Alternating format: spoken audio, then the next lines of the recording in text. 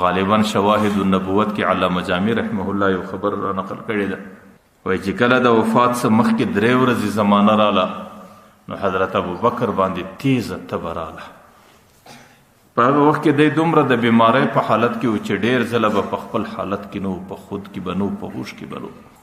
یو شپه په خپله کوټه کې پروت دی او مرض یې په ډېر انتها تیزي کې دی او د کور انسانان ورته راګرځېدلي دي او د مرض په دوران کې د حضرت ابوبکر رضی الله عنه سترګې سره ورغلې چې کله بیدوس نو دې وخت کې خوب کې پیغمبر علیه الصلاة والسلام ورته راغلی. پیغمبر علیه الصلاة والسلام 2 سپینې کپړې پر ځان اچولي دي.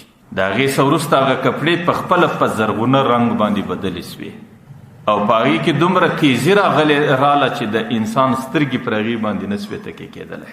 نو پیغمبر علیه الصلاة والسلام خپل نوراني لاس د ابوبکر پر سینه باندې کښېښ چې د ابوبکر په بدن کې څومره تکلیف دی او څومره درد دی هغې ټول الله تعالی ختم کړي.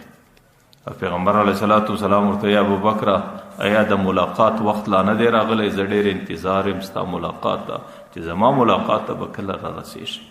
حضرت ابوبکر رضی الله عنه چې کله د پیغمبر علیه السلام دا خبرې واورېدې په دې خوب کې ابوبکر ډېر زیات وژړل. په خوب کې ټول انسانان ورته ناست دی د دې ژړا سره شوري ژاړي. د هغې څه وروسته بره وایي واشوقا للقائک یا رسول الله صلی الله علیه وسلم، ای د الله رسول ستا ملاقات خو زما ډېر شوق دی، زما او ستا د ملاقات وخت به کله راځي؟ نو پیغمبر علیه الصلاة والسلام په خوب کې ورته زما او ستا د ملاقات وخت به ډېر نږدې. حضرت ابوبکر رضی الله عنه چې کله د خوب سره کښېنستی نو پر هغې باندې ډېر د خوشحالۍ کیفیت دی، ځکه هغې ته دا ور معلومه شوه چې د کوم چا په عشق کې زه دې حال ته را رسېدلی یم د هغې چا سره د ملاقات وخت ډېر قریب او نږدې شوی دی. دې وخت کې حضرت عایشه مبارکه راوغوښتله، خپله لورې ده او د ټولو مسلمانانو مور ده او د پیغمبر علیه السلام د کور زنانه ده. حضرت عایشې مبارکې ته وایي بچې زما د رخصت وخت دی، زه د محمد رسول الله ملاقات ته ځم. ورته وایي بچې زما یو 2 او 3 وصیته دي، په دې وصیتونو به ته عمل کوې. هغه ورته وایي پلاره کوم وصیت دی؟ ورته یو وصیت دا دی چې زما د وفات څخه وروسته به ما ته غسل حضرت علی رضی الله عنه په هغه لاسو راکوي چې په کومو لاسو باندې د رسول الله ته غسل ورکړی دی. حضرت عایشه مبارکه ورته وایي د الله رسول صحابه ډېر زیات دي. حضرت ابوبکر ورته وایي بچې چې د کوم چا په عشق کې زه دې حال ته رسېدلی یم، زه د هغې متعلق مناسب دا بولم چې د هغې پر بدن کم لاسونه ګرځېدلي دي هغه لاسونه دي زما پر بدن باندې مو ګرځي. ورته وایي بچې دویم وصیت مې دا دی چې کله زه وفات سم زما د بدن لباس به وخیږي او دا لباس به در اوبو وباسي او پرې به ولې او ما ته به د خپل بدن په لباس کې برته کفن راکړي.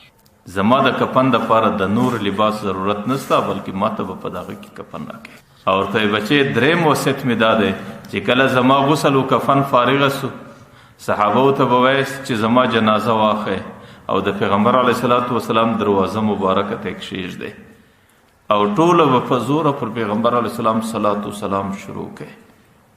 که چیرې د پیغمبر علیه السلام د روضې دروازه په خپله باندې خلاصه شوله ما به د پیغمبر په روضه کې ښخ کړئ او که نه شوه خلاصه نو بیا به ما د مسلمانانو په عام قبرستان جنت البقیع کې ښخ کړئ.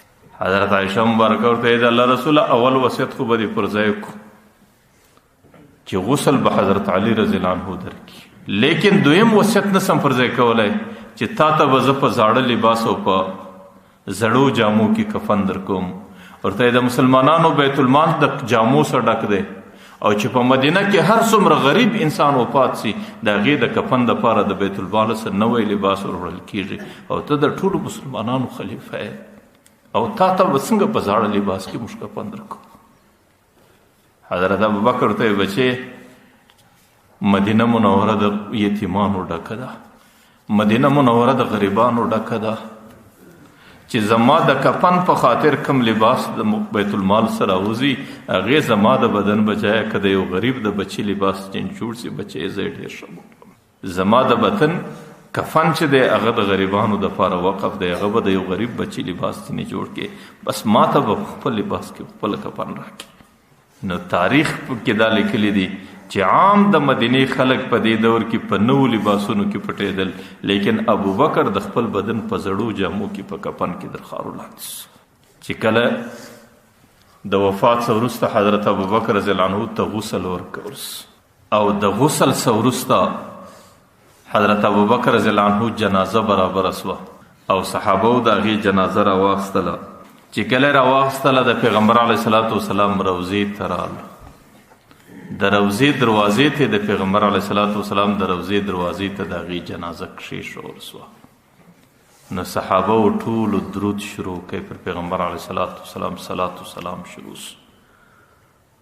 نو روایتو کې راځي چې انشق القفل چې کم کل پر دې روضه لګېدلی دی دا په خپله خلاص وافتح الباب او دروازه په خپله خلاص او د دروازې څخه دننه یو اواز رالی ورته ادخلوا الحبیب الى الحبیب فان الحبیب مشتاق الى الحبیب من مدة مدیدة. تاسو یو دوست ډیر ژر دا بل دوست ته راورسوئ ځکه دا دوست هم د دې دوست انتظار د ډیرې زمانې څخه لري. د هغې شوق د ملاقات ته د ډیرې زمانې څخه دی ځکه دا دوست خپل دوست ته راورسوئ. د هغې څخه وروسته بیا د حضرت ابوبکر رضی الله عنه قبر هغه د پیغمبر علیه السلام په روضه کې جوړ. د حضرت ابوبکر رضی الله عنه د پیغمبر علیه السلام سره دومره قرب، لیکن چې کله به د آخرت فکر رالی د قبر پریشانی به راله بیا به حضرت ابوبکر رضی الله عنه سره د هغې ډیر فکر هر چا به د حضرت ابوبکر رضی الله عنه سره د هغې ډیر فکر ورسره بیا به حضرت ابوبکر رضی الله عنه د هغې د فکر په خاطر باندې کله کله به ویل یا لیتنی کنت عصفورا، کاش په دنیا کې زه الله تعالی یو مرغۍ پیدا کړی وی چې بس مړ وای د مرغۍ سره حساب و کتاب نه و، د قبر پریشانی نه و، زما سره به هم نه وای.